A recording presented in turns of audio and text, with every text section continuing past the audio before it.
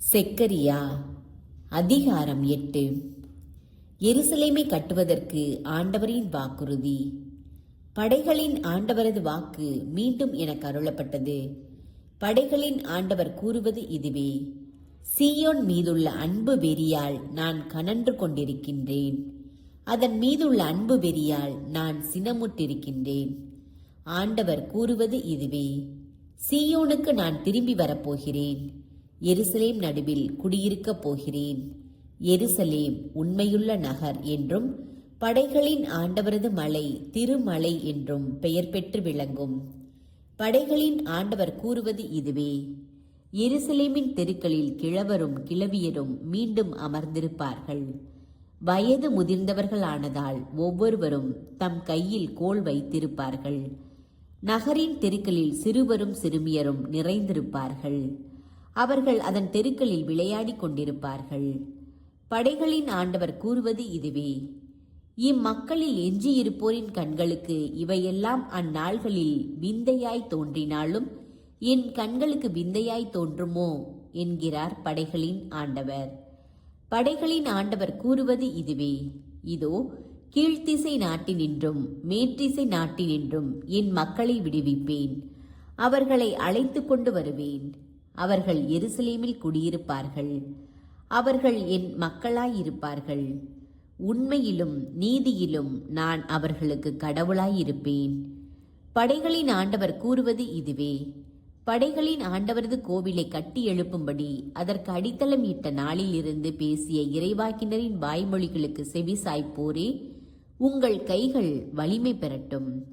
ஏனெனில் இந்நாள்கள் வரை மனிதருக்கோ கால்நடைகளுக்கோ கூலி கிடைக்கவில்லை. போவார் வருவாருக்கோ பகைவரிடமிருந்து பாதுகாப்பு இல்லை. நான் எல்லா மனிதரையும் ஒருவருக்கு எதிராக ஒருவர் எழும்படி செய்துவிட்டேன். இப்பொழுதோ இம்மக்களில் எஞ்சியிருப்போருக்கு முன்னாளில் நான் இருந்தது போல இருக்க மாட்டேன் என்கிறார் படைகளின் ஆண்டவர். ஏனெனில் அவர்கள் அமைதியில் பயிர் செய்வார்கள். திராட்சை செடி தன் கனியை கொடுக்கும். வயல் நிலம் தன் விளைவை தரும். வானம் பனியை பொழியும். நானோ இம்மக்களில் எஞ்சியிருப்போர் இவற்றையெல்லாம் உரிமையாக்கிக் கொள்ள செய்வேன். யூதா குடும்பத்தாரே, இஸ்ரேல் குடும்பத்தாரே, வேற்றினத்தாரிடையே நீங்கள் ஒரு சாப சொல்லாய் இருந்தீர்கள். இப்பொழுதே நான் உங்களை மீட்டருள்வேன்.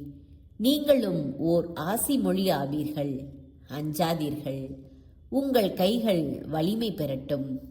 ஆகவே படைகளின் ஆண்டவர் கூறுவது இதுவே: உங்கள் மூதாதையர் என்னை சினமடைய செய்தபோது நான் கருணை காட்டாது உங்களுக்கு தீங்கு செய்ய திட்டமிட்டேன் என்கிறார் படைகளின் ஆண்டவர். அவ்வாறே இந்நாள்களில் மீண்டும் எருசலேமுக்கும் யூதாவின் குடும்பத்தாருக்கும் நன்மை செய்ய திட்டமிட்டுள்ளேன். ஆகையால் அஞ்சாதீர்கள். நீங்கள் கடைபிடித்து ஒழுக வேண்டியவை இவையே: ஒருவரோடு ஒருவர் உண்மை பேசுங்கள். உங்கள் நகர வாயில்களில் நீங்கள் அளிக்கும் தீர்ப்பு நீதியாகவும் நல்லுறவுக்கு வழி கோழுவதாயும் இருக்கட்டும். ஒருவருக்கு எதிராக மற்றொருவர் தீமை செய்ய மனதாலும் நினைக்க வேண்டாம். பொய்யானை இடுவதை விரும்பாதீர்கள். ஏனெனில் இவற்றையெல்லாம் நான் வெறுக்கிறேன் என்கிறார் ஆண்டவர். படைகளின் ஆண்டவரது வாக்கு எனக்கு மீண்டும் அருளப்பட்டது. படைகளின் ஆண்டவர் கூறுவது இதுவே: 4ஆம் மாதத்தின் நோன்பும் 5ஆம் மாதத்தின் நோன்பும் 7ஆம் மாதத்தின் நோன்பும் 10ஆம் மாதத்தின் நோன்பும் யூதா குடும்பத்தாருக்கு மகிழ்ச்சியும் களிப்பும் நிறைந்த மாபெரும் திருவிழா நாள்களாக மாறிவிடும். ஆதலால் வாய்மையையும் நல்லுறவையும் நாடுங்கள்.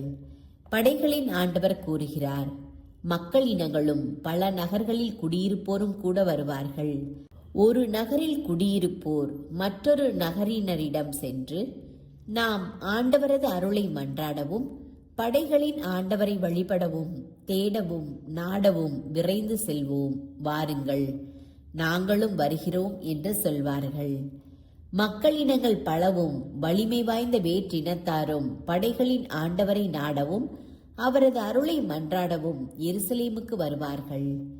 படைகளின் ஆண்டவர் கூறுவது இதுவே: அந்நாள்களில் ஒவ்வொரு மொழி பேசும் வேற்றினத்தாரிலும் 10 பேர் மேலாடையை பற்றி கொண்டு கடவுள் உங்களோடு இருக்கின்றார் என்று நாங்கள் கேள்விப்பட்டதால் நாங்களும் உங்களோடு வருகிறோம் என்பார்கள்.